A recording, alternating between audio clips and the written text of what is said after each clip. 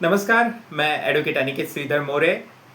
हमारे देश के जो युवा वकील है, जो लॉयर की प्रैक्टिस मतलब मेरा लीगल प्रोफेशन है, इस प्रोफेशन में आना चाहते हैं और ये लीगल प्रोफेशन में उनका करियर बनाना चाहते हैं, तो उनके लिए आज का वीडियो है। तो देखिए, सबसे पहले लीगल प्रैक्टिस जो होती है उसमें सबसे इजी, मेरा मानना ये है, सबसे इजी जो प्रैक्टिस होती है वह क्रिमिनल प्रैक्टिस होती है। क्रिमिनल लॉयर जो होते हैं हम, तो हमारी प्रैक्टिस इजी क्यों होती है?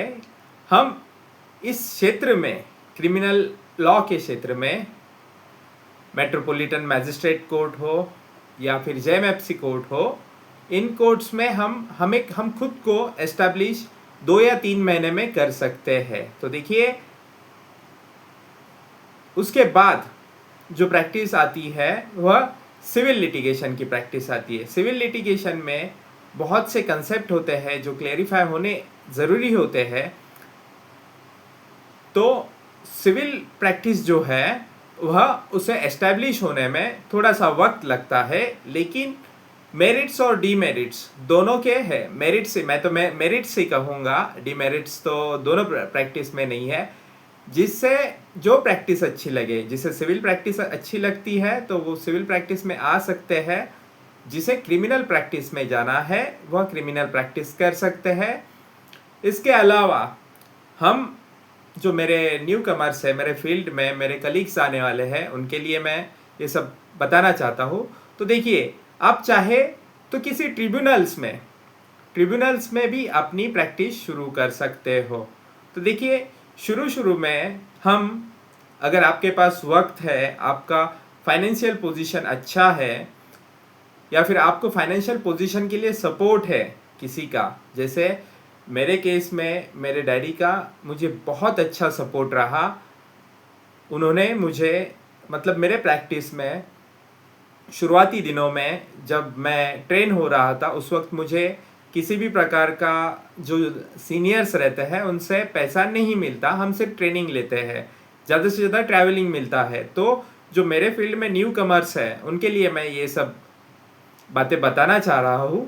तो देखिए, मैंने सबसे पहले क्या कहा कि क्रिमिनल प्रैक्टिस, मैंने मेरी सबसे पहली क्रिमिनल प्रैक्टिस शुरू की उस वक्त जब मैं एलएलबी की स्टडी कर रहा था। तो उसी वक्त मेरी जो प्रैक्टिस है वो हार्डली, जब भी हम नॉर्मल प्रैक्टिस करना चाहे, जैसे कि बेल एप्लीकेशन, जैसे रिटर्न ऑफ प्रॉपर्टी और जो नॉर्मल एफिडेविट्स का जो है, वह हार्डली 3 से 6 महीने में मैंने ये सारी चीज़ें हार्डली 3 महीने में सीख ली थी। उसके बाद 6 महीना 1 साल तक मैं जो मेरे सीनियर थे, क्रिमिनल प्रैक्टिस करते थे, उनके पास मैं रहा 1 साल तक।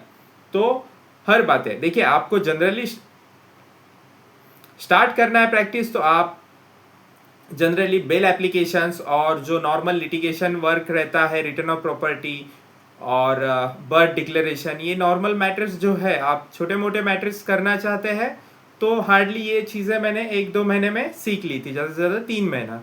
उसके बाद मैंने जो पहले 6 महीने हैं वो बेसिक वर्क जो है उसमें दिए। उसके बाद मेरे अगले 6 महीने जो है वह मेरे सीनियर है, मैं उनकी तारीफ करना चाहता हूँ, हाथ पकड़ के साथ में बैठ के उनके साथ उनके जो भी लिटिगेशन होते थे, उन्होंने मुझे हिम्मत भी दी। जब भी मैं शुरू की प्रैक्टिस तो डायरेक्टली पॉक्सो जैसे मैटर्स उन्होंने मुझे हैंड ओवर किए। तो उसका बेनिफिट ये हुआ कि उनके मैटर्स थे, उन्होंने मुझे साथ में बैठा के जो भी क्रॉस एग्जामिनेशन है, जो मेन ट्रायल मैटर रहता है उसकी क्रॉस एग्जामिनेशन रहती है। देखो, तो ये वीडियो थोड़ा लंबा होगा, लेकिन मेरे यूथ लॉयर है उनके लिए, अगर उनका समय बचा है, उनको नॉलेज गेन करने की बात हो, तो यह वीडियो मैं लंबा हो तो कोई बात नहीं, तो ठीक है। उन्होंने मुझे अच्छी तरह ट्रेन किया। तो देखिए, आप जनरली आपकी प्रैक्टिस स्टार्ट जो कर सकते हो कि नॉर्मल लिटिगेशन वर्क यानी बेल एप्लीकेशन वगैरह। दूसरा काइंड का प्रैक्टिस होता है जो एक्चुअल में हम मैटर्स चलाते हैं। देखिए, बेल एप्लीकेशन एक अलग कंसेप्ट है, जो ओनली बेल एप्लीकेशन के प्रैक्टिशनर रहते हैं लॉयर, और वो पुलिस प्रैक्टिस भी करते हैं जनरली। मैं ये फैक्ट बता रहा हूँ आपको। दूसरा जो रहता है नॉर्मल एफिडेविट्स का वगैरह काम। तीसरा जो होता है जो रिटर्न ऑफ प्रॉपर्टी वगैरह, ये सब नॉर्मल काम हुआ। ये आपको 3 या 4 महीना, 3 महीना मैक्स टू मैक्स आप सीख जाओगे आपका लॉ ग्रेजुएशन होने के बाद। उसके बाद आपको अगर अच्छे सीनियर मिले, उनसे आपने क्रॉस एग्जामिनेशन, यानी यही जो मैटर होता है, यही जो आपका केस रहता है, केस चलाना बोलते हैं इसे। जब आप शुरू शुरू में जब भी कोर्ट में जाओगे, तभी आप कोर्ट का जो डेली बोर्ड रहता है वो देखिए। उसमें पहले से मैटर, पहला रहता है हियरिंग के लिए मैटर फॉर हियरिंग, सेकेंड रहता है मैटर फॉर एविडेंस, उसके नीचे रहता है पार्ट हर्ड। तो ये सारे आप बोर्ड सीख लेना। तो जनरली प्रैक्टिशनर रहते हैं वो नॉर्मल बेल एप्लीकेशन वगैरह करते हैं। अभी बात कर रहे हैं हम एविडेंस के लिए। एविडेंस के लिए मैटर होता है, पार्ट हर्ड के लिए रहता है। तो बहुत से एडवोकेट जो है सीनियर एडवोकेट, वो प्रैक्टिशनर रहते हैं, ट्रायल मैटर्स चलाते हैं। तो उसमें एविडेंस कैसे लिया जाता है, जो विटनेस माननीय न्यायालय में आते हैं उनकी क्रॉस एग्जामिनेशन कैसे ली जाती है, टैक्टिक्स क्या रहते हैं क्रॉस एग्जामिनेशन में, सच झूठ क्या है वो प्रूव कैसे करना है, यह आपको सीखने के लिए थोड़ा वक्त लगेगा, आपको एक्सपीरियंस आने में थोड़ा वक्त लगेगा। बट मेरा मैटर करता है आपका जितना आप कैच कर सको, आपका एक्सपीरियंस, आपका पास्ट, जो आपने कितना वक्त दिया है इस वकालत को। तो यह रहता है मैटर फॉर ट्रायल। ट्रायल के लिए भी आप अलग प्रैक्टिशनर्स रहते हैं हमारे जुडिशियल फील्ड में। तो देखिए, जनरली कहा जाए तो 1 साल तक हम क्रिमिनल प्रैक्टिस अच्छे से सीख सकते हैं, क्रिमिनल कोर्ट में की हर प्रैक्टिस सीख सकते हैं। इससे पहले भी 6 महीने में भी सीख सकते हो आप, या फिर आप जब भी फाइनल ईयर में हो तभी कोर्ट ज्वाइन करके आप ये सारी चीज़ें सीख सकते हो। मेरे केस में मेरे डैडी का सपोर्ट मुझे बहुत अच्छा था, तो मैंने उसका बेनिफिट ये हुआ कि मैंने शुरुआती दिनों में क्रिमिनल कोर्ट्स में प्रैक्टिस की। उसके बाद मैंने डिस्ट्रिक्ट कोर्ट में प्रैक्टिस की। डिस्ट्रिक्ट कोर्ट में मैंने अपीलेट मैटर की प्रैक्टिस की सारे। तो उसके अलावा डिस्ट्रिक्ट कोर्ट में जो मैटर्स होते हैं वह trial by the sessions court, हमारे मेट्रोपॉलिटन एरिया में trial by the sessions court और triable by the district court matters जो होते हैं, वो मैंने मतलब दूसरे जो मेरे सीनियर थे उनके यहाँ मैंने 6 महीने डिस्ट्रिक्ट कोर्ट के सारे मैटर्स सीख लिए। उसके बाद फिर से मेरा जो सपोर्ट सिस्टम था, मेरे डैडी थे। मतलब फाइनेंशियली इतना पैसा नहीं मिलता था प्रैक्टिस में। आप चाहो तो आपको मतलब अगर आपकी मजबूरी हो, आप इस पेशे में जल्द से जल्द पैसा कमाना चाहते हो, शुरू होना चाहते हो, अर्निंग करना चाहते हो, तो आप क्रिमिनल कोर्ट में, लोअर कोर्ट में आपकी प्रैक्टिस डायरेक्टली स्टार्ट कर सकते हो। मेरा सपोर्ट सिस्टम मेरे डैडी थे, फाइनेंशियल सपोर्ट बहुत अच्छा मतलब साथ दिया उन्होंने मुझे। तो उस वक्त मैंने डिस्ट्रिक्ट कोर्ट में प्रैक्टिस स्टार्ट की।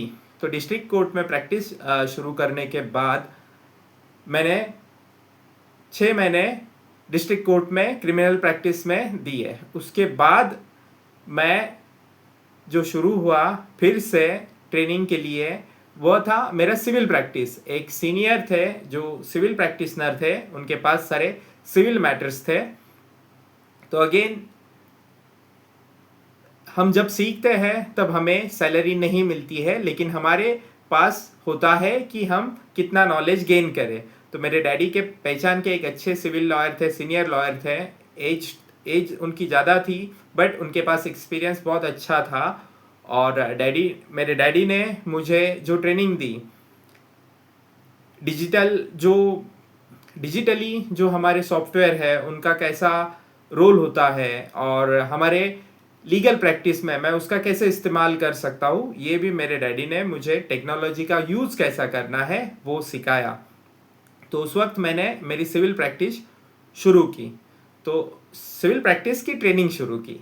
तो उसके बाद मैंने एक साल तक लगभग वक्त लगता है तो सिविल प्रैक्टिस की, सीखी अच्छे से।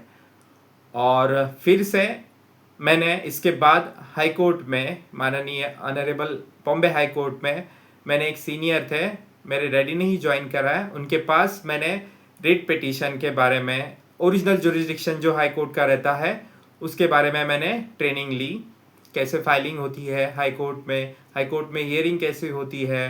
तो ये सारी बातें मैंने अगले 6 महीने में ली। तो लगभग मेरा जो एजुकेशन जब मैं सीख रहा था, सेकेंड ईयर में था, तब से लेके मेरा लॉ ग्रेजुएशन होने के बाद, उसके बाद फिर से 2 साल तक फाइनेंशियली मुझे मेरे डैडी ने संभाला और मुझे किधर जॉब करने भी नहीं दिया। डैडी ने मुझे बोला था कि प्योरली तुझे लीगल फील्ड में सेटल होना है अच्छे से, और तुझे हर क्षेत्र का नॉलेज लेना है, तो उसके लिए उसके बाद फिर से मैं ट्रिब्यूनल्स के, मेरे डैडी के जो उनकी पहचान थी, तो हर एक का ट्रिब्यूनल रिलेटेड मैटर्स आते थे, तो डैडी मेरे ऊपर रिस्पॉन्सिबिलिटी रख देते थे कि मेरे दोस्त है और देख नाम खराब नहीं होना चाहिए मेरा।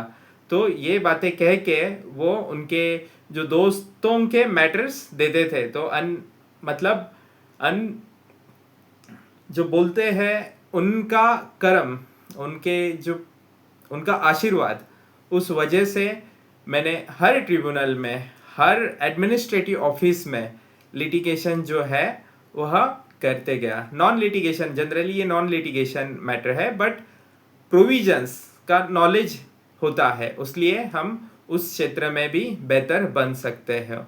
तो आज मेरे पास वर्सेटाइल मैटर्स है, हर प्रकार के मैटर्स है। तो देखिए, आपको आपकी प्रैक्टिस किस क्षेत्र में करनी चाहिए ये आपके ऊपर निर्भर है, आपका चुनाव। आप चाहे तो एक कोर्ट में रहकर प्रैक्टिस अच्छी कर सकते हैं, आप चाहे तो आपको जहाँ जहाँ लिटिगेशंस आते हैं, अभी मेरे मैटर्स जो है वो फैमिली कोर्ट के भी मैटर है, फैमिली मैटर्स भी है, क्रिमिनल मैटर्स भी है, सिविल मैटर्स भी है, और डिस्ट्रिक्ट जो एडमिनिस्ट्रेटिव ऑफिसर्स जो है, जो ट्रिब्यूनल्स है, तो वहाँ पर भी मेरे मैटर्स है। तो जनरली आपको आपके प्रैक्टिस का चुनाव करना है, क्षेत्र का चुनाव करना है। शुरुआती दिनों में आपको इतने मैटर्स आते हैं नहीं आते हैं, आप सोशली जितना एक्टिव रहोगे वह आपके प्रैक्टिस में महत्वपूर्ण योगदान रहेगा। तो आपको आपके एडवोकेसी की प्रैक्टिस में बहुत बहुत शुभकामनाएं। मैं फिर से एक वीडियो लेके आऊँगा कंप्लीट क्रिमिनल प्रैक्टिस का, कंप्लीट सिविल प्रैक्टिस का, और ट्रिब्यूनल प्रैक्टिस जो है उसके बारे में मैं आप सभी को जानकारी देना चाहूँगा। धन्यवाद।